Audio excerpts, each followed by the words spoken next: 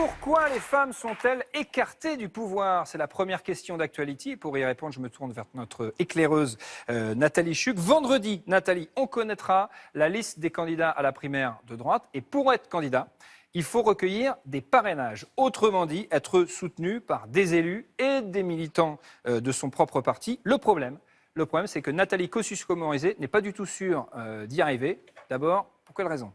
Parce que c'est une femme, Thomas. C'est aussi simple que ça. C'est aussi simple que ça. C'est terrible, parce qu'elle a quand même été ministre de l'écologie, elle a été maire, elle a été porte-parole de Nicolas Sarkozy, donc elle connaît quand même les règles du jeu, elle a de l'expérience et elle n'arrive pas à recueillir les parrainages. C'est une femme. C'est une femme. Donc ça veut dire que la classe politique est réservée aux hommes. Si je vous suis. C'est à peu près ça, oui. Ouais. Alors, petite info, pour commencer, on a eu l'équipe de Nathalie Kosciusko-Morizet juste avant de prendre l'antenne et... Fin du suspense, elle va les avoir ric-rac. Donc voilà, je vous l'annonce dans Actuality. Information Actuality, Nathalie Kosciusko-Morizet pourra être candidate. Absolument. Elle aura ses parrainages. Vous n'imaginez même pas ce qu'elle a dû subir pour pouvoir y arriver. Parce qu'il faut 250 parrainages d'élus. Et certains élus lui ont envoyé des petits SMS assez explicites, on va dire les choses franchement grivois, pour lui proposer des dîners romantiques en tête-à-tête aux chandelles en échange de leur soutien. Alors, je ne sais pas, Thomas, si parmi ces élus, il n'y avait pas, par exemple, vous nous dites Robert Rochefort, vous savez, le vice-président du MoDem qui s'est fait attraper, vous savez, vous en avez entendu parler, dans un Castorama. Voilà, je ne sais pas s'il en était, mais voilà. Pour exhibition sexuelle. Voilà, exactement. C'est ce dont vous nous parlez. parlez. Mais au-delà de la blague, elle a reçu quand même des SMS. Oui, non, parce que ce que vous dites, c'est... un dîner, là, un soutien. On peut en rire, enfin, c'est quand même très grave. C'est-à-dire qu'on lui a proposé des parrainages en échange d'un dîner ou en échange d'une soirée. C'est dit de façon... plus soft que ça, mais le message est assez clair. À gauche, qu'est-ce que ça donne? C'est pas beaucoup mieux. Quand on regarde la liste des candidats qui veulent se présenter à la primaire du PS, qui aura lieu en janvier, celle-là, pour l'instant, il n'y en a qu'une, une seule femme, la sénatrice Marie-Noëlle Lienemann. Alors, vous me direz, le gouvernement, en revanche, c'est la parité. Pas vraiment, parce que si on regarde les gros ministères, l'Intérieur, la Justice, Bercy, on n'a que des hommes. Est-ce que vous savez comment on les appelle à gauche? Le club des chauves.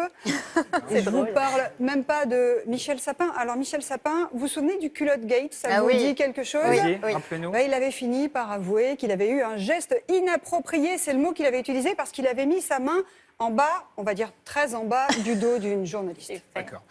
Donc, situation très compliquée, si je vous suis bien, pour les femmes en politique. D'ailleurs, on l'a déjà constaté à l'Assemblée nationale et au Sénat. On a vécu des moments affligeants. Regardez un florilège.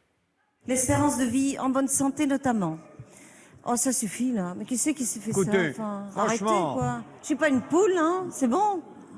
Il y a des comportements La durée incroyables, moyenne de cotisation est de 35. Monsieur le Président, allez, écoutez. Mesdames et Messieurs les députés, mais surtout Messieurs, visiblement, Monsieur le député Fromentin.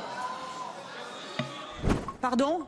Vous pouvez répéter un petit peu plus fort ce que vous venez de dire, monsieur le sénateur? Vous venez de dire, parce que des fois que ce ne serait pas au JO, vous venez de dire à mon propos, pendant que je parlais de la parité, c'est qui cette nana? Je souhaite que soit bien inscrit. Votre nom, s'il vous plaît? Monsieur Sido, je crois que vous avez gagné peut-être ce matin la palme du misogyne beauf de cette Assemblée. Un bon revers. Donc on a vu Véronique Massonneau qui a été accueillie par des caquettements d'un élu de droite. On a eu Cécile Duflot qui a été sifflée parce qu'elle a été... C'est ça le quotidien des femmes politiques? C'est le quotidien, c'est tous les jours, ça n'a pas changé, c'est toute génération confondue, des hommes de 60 ans, de 20, de 30, voilà, et toutes les femmes politiques le subissent. Est-ce que pour exister, elles sont obligées de changer de look, de se masculiniser? Complètement, on appelle ça en politique, c'est un peu vache, se mémériser, elles sont toutes obligées de passer par là. NKM, encore. Si on regarde les photos après, c'est assez hallucinant. Bye bye les talons hauts, les cheveux longs, la grande cascade de cheveux botticellienne qu'elle avait et bye bye aussi les tenues trop sexy. Elle a été obligée de revoir toute sa garde-robe avant d'être candidate à la primaire. Nadine Morano, qui essaye elle aussi d'être candidate, par contre, pour elle, c'est très très mal engagé. Eh ben, avant la primaire, elle est allée s'acheter 3 tailleurs pantalons extrêmement sobres, un peu passe-partout. Elle appelle ça les cuissardes, après plus les cuissardes. Voilà. On voit le changement, c'est quand même assez hallucinant. Et pourquoi elle est obligée de faire ça? J'en avais parlé avec elle. Elle m'avait dit, vous imaginez une seule seconde, si je suis en jupe dans un meeting, les photos graveleuses à la Basic Instinct, ce sera absolument catastrophique. Donc les femmes politiques, elles sont obligées d'en passer par là. Elles sont obligées d'anticiper ce qui pourrait se passer. Exactement. Oui, vous imaginez une photo catastrophique, ça vous fiche en l'air une campagne. Alors, il y a un truc qu'elles ne peuvent pas maîtriser, c'est qu'elles ont toutes un petit surnom, un peu vachard. Alors vous allez m'aider, je vais voir si vous les connaissez un petit peu. NKM, l'emmerdeuse. Marine Le Pen. Marine Le Pen, c'est assez vache, hein. C'est le déménageur. Ça, c'est de Nicolas Sarkozy. C'est effrayant. Martine Aubry. Vas-y. La mère tape dur. Ou La mère emptoire, j'avais entendu une fois. exactement. Ou Tullius Detritus, personnage c'est sympa, d'Astérix le Gaulois. Ça, c'est de François Hollande. Et Ségolène Royal, je pense que c'est le pire. Quand elle était candidate à la présidentielle en 2007, on l'appelait, vous vous souvenez, Bécassine. Oh là là, c'est Alors, lamentable. ce qui est malheureusement vrai en France ne l'est heureusement pas à l'étranger. La preuve avec François Rousseau. Elles ont entre 59 et 71 ans, une force de caractère et se sont fait une place dans un univers d'hommes. La plus puissante en Europe, c'est elle, Angela Merkel. Cette fille de pasteur protestant, née en Allemagne de l'Est, est la première chancelière du pays. Voilà 10 ans qu'elle est seule à la table des hommes et n'a rien à leur envier. Elle s'est imposée dans toutes les grandes crises européennes. Deuxième femme en Europe, Theresa May, première ministre du Royaume-Uni.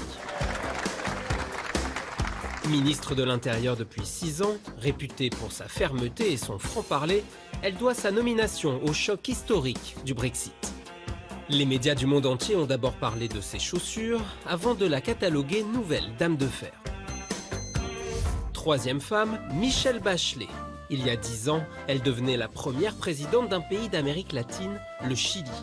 Elle a subi la torture sous la dictature de Pinochet. Réélue en 2013, elle a imposé la parité absolue dans son gouvernement.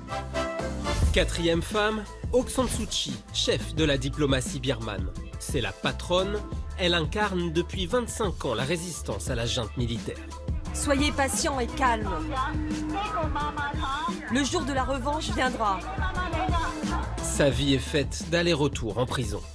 Enfin, dernière femme aux États-Unis, Hillary Clinton, longtemps Madame Bill Clinton, ancienne sénatrice et secrétaire d'État. Est-ce qu'un jour, on va enfin avoir une femme présidente des États-Unis? Si elle l'emporte dans 2 mois, elle sera la femme politique la plus puissante au monde.